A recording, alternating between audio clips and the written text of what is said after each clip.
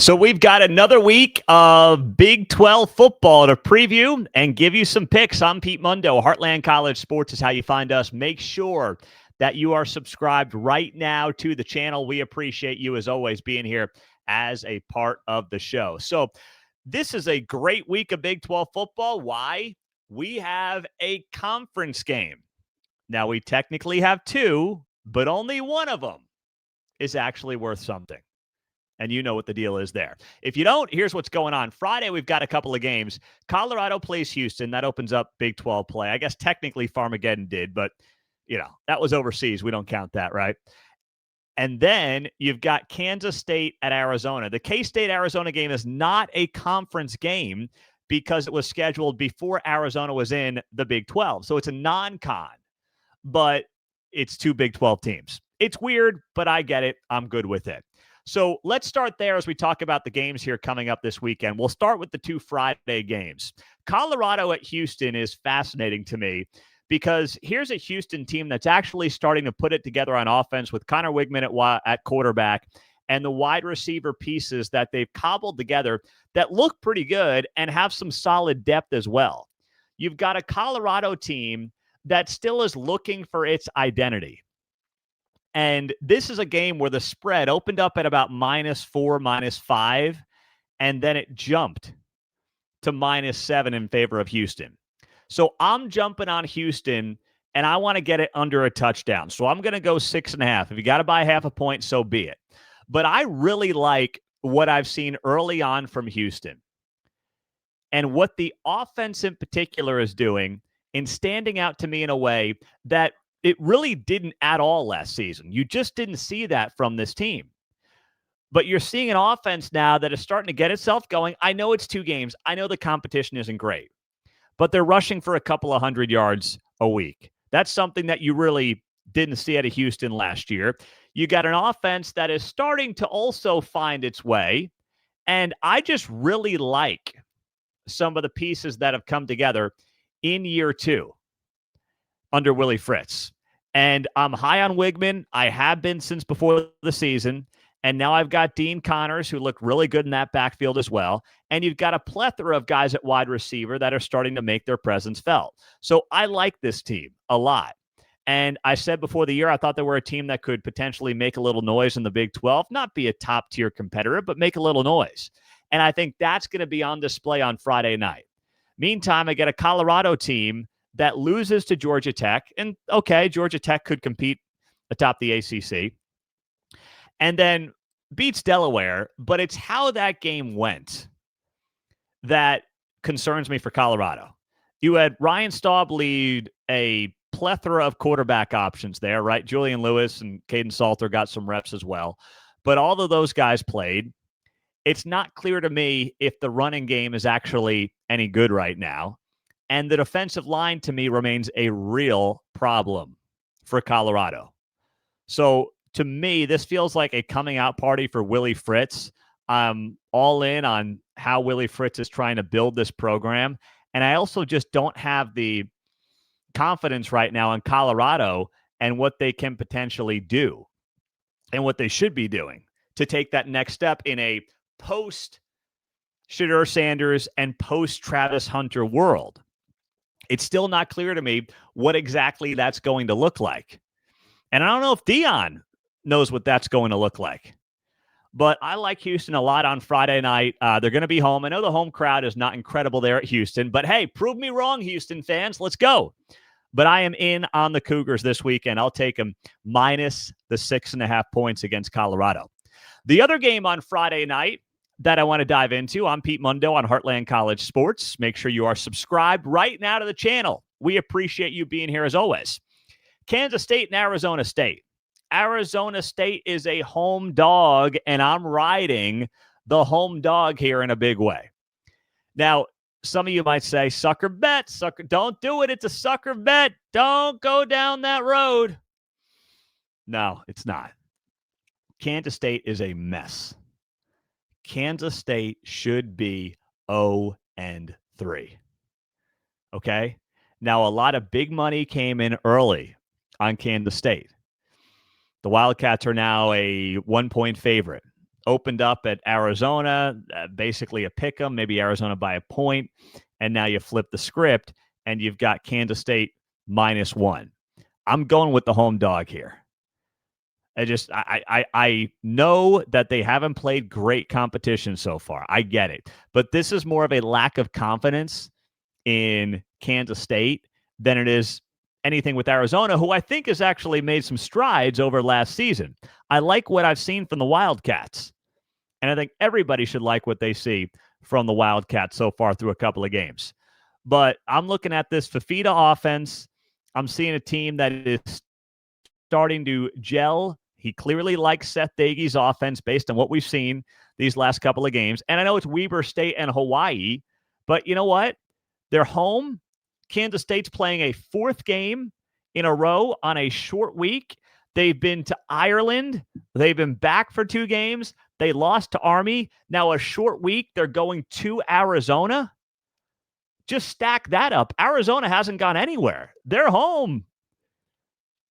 K-State's traveled all over the country. Now they got this game on the road? No. That's a tough spot for Arizona. Excuse me, for Kansas State. A very tough spot for Kansas State. And I think it's going to be a great crowd on Friday night. So I'm excited for this game, even though it's not technically a Big 12 game. It's a non-conference game because this schedule was put together before Arizona was in the Big 12. But I'm excited for this game, and I'm encouraged by what Arizona is potentially going to be able to do in this one as well. And you just have a Kansas State team that is, frankly, a mess right now. Can't stop the run. They can't get that thing figured out either. So we saw that on display last week against Army. So give me Arizona plus the 1.5 against Kansas State this weekend. Other games, let's go to the Saturday action in the Big 12. Got a couple of good ones that we'll keep an eye on here for you. Now, there's some not so good ones, but we got a couple of good ones here that we'll keep an eye on for you. We've got Texas Tech and Oregon State. So Tech finally gets some kind of decent competition, but honestly, not really. Not really. So this is something right now. You look at this Oregon State team, they're 0-2. They've lost to Cal by 20. They've lost to Fresno by 9. So they're not very good. Now, Fresno's actually a pretty good team, but still, Oregon State's not very good. Texas Tech, this is like the first time we're going to see them play halfway decent competition, though. Arkansas, Pine Bluff, and Kent State don't count. All right? It doesn't count. I want to see the offensive line show out. I want to see that defensive line led by David Bailey make a ton of noise. I want to see these guys all over the field going nuts on Saturday afternoon against Oregon State. And I believe that they will.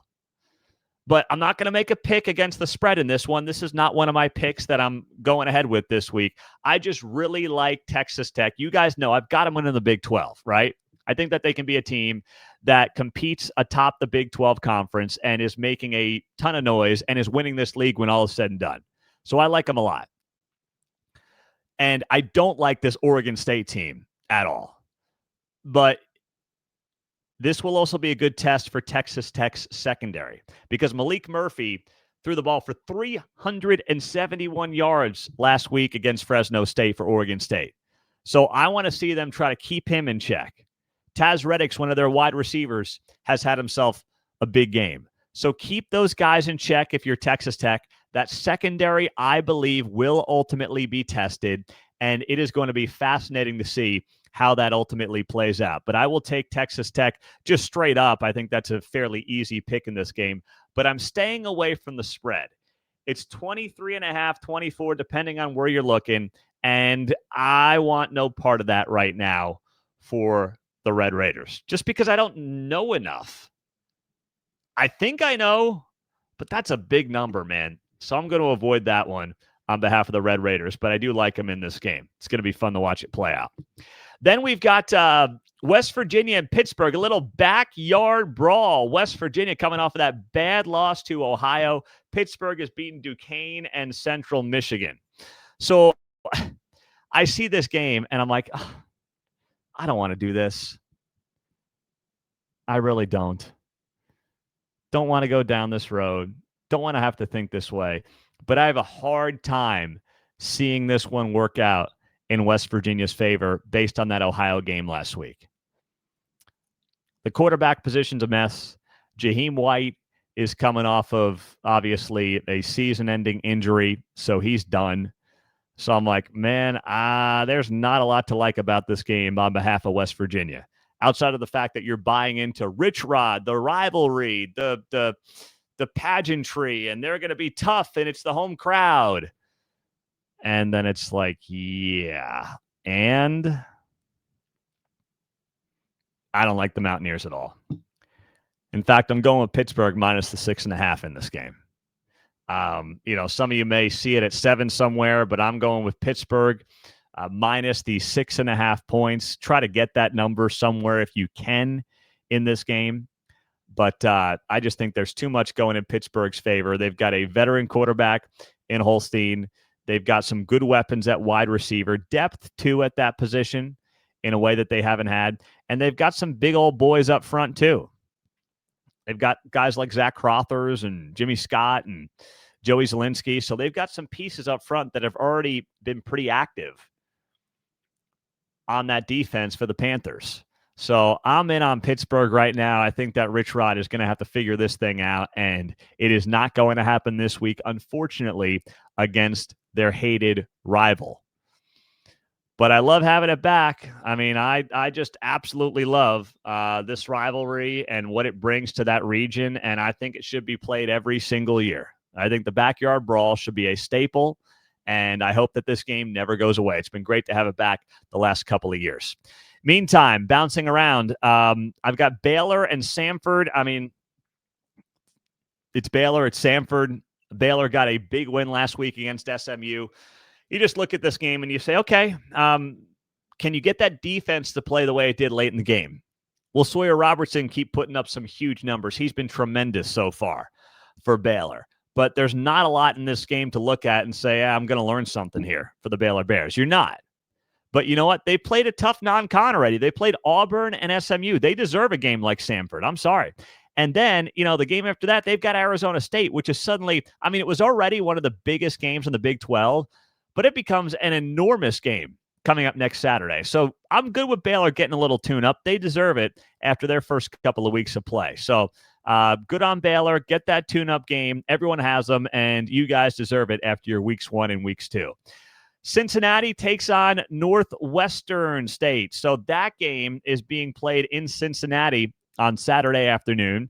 And, Cincinnati got a softie last week. Not FCS level softie, but they got a softie last week with Bowling Green. Took care of business after losing to Nebraska.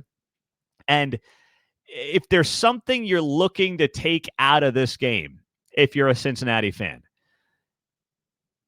it's the actual pieces themselves around Sorsby. I want to see if Evan Pryor can have a big breakout game at running back for Cincinnati. That's what I want to see. The Ohio State transfer has shown you flashes and moments, but even last week, Sorsby was the leading rusher. It wasn't Pryor. So I'm watching and I'm thinking to myself, man, I see him make a great cut. See him make a solid run. He hasn't had a huge run yet, but a solid run. And he had some of these against Nebraska too. And I'm like, I want to love this guy.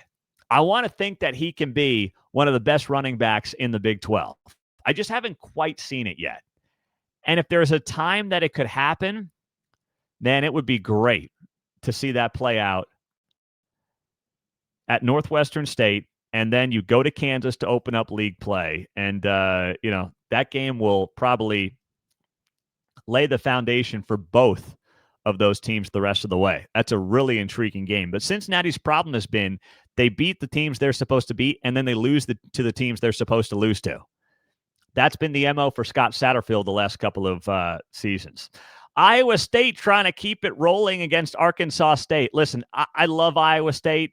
They're clearly one of the best teams in the Big 12. I had them atop my power rankings last week. They're 3-0, or this week. They're 3-0.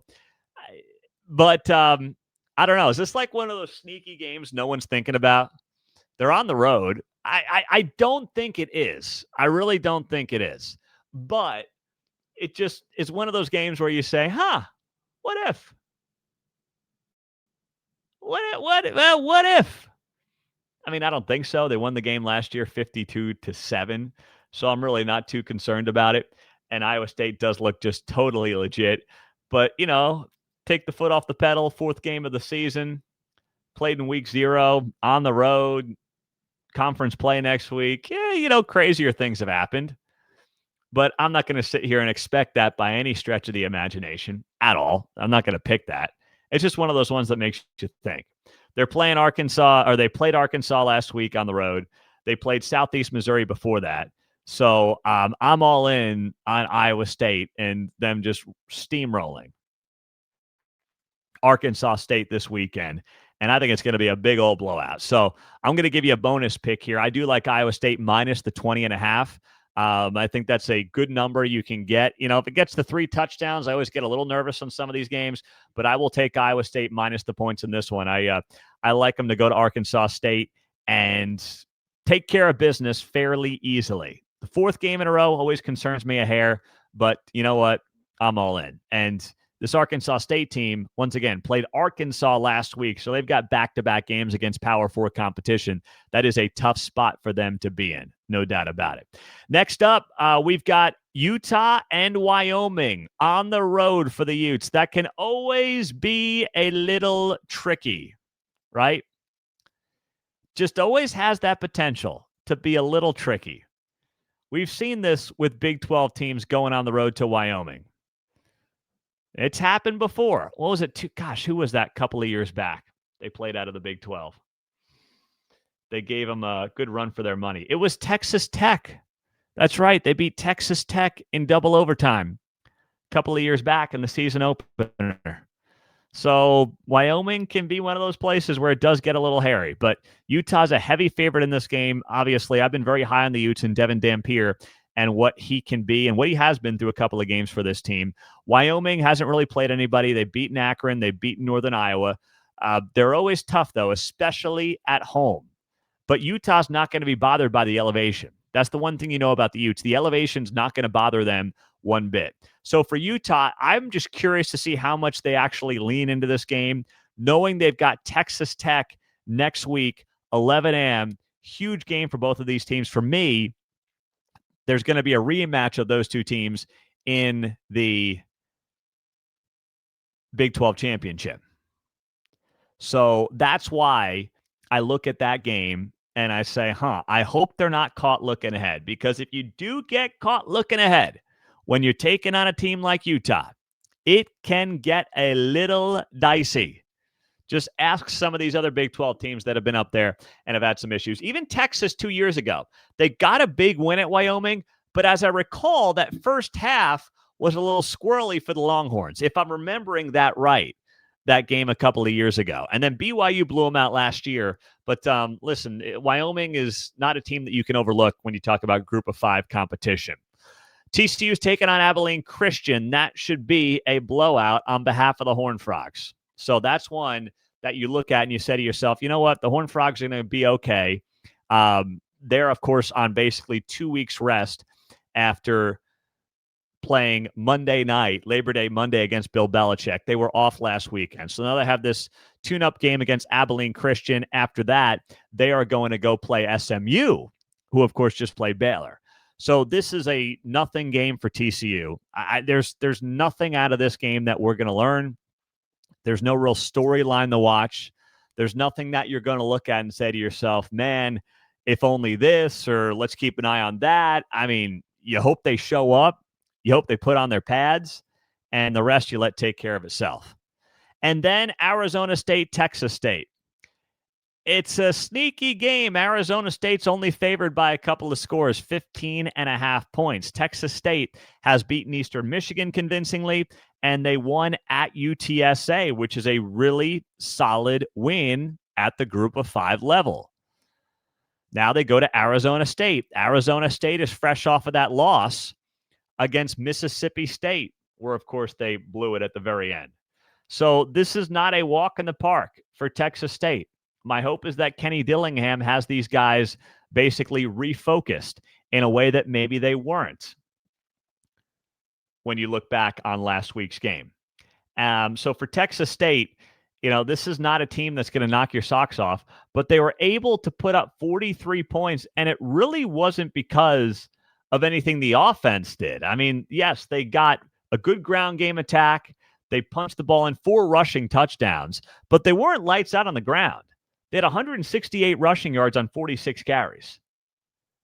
So this is not something where you're sitting there and saying to yourself, oh, man, well, that ground game is just unbelievable. That's wild.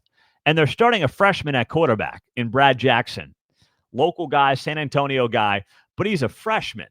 So if you're Arizona State in your house and you can't take care of a freshman quarterback in this offense, then this team's going to be in for more hurting than we originally thought this year.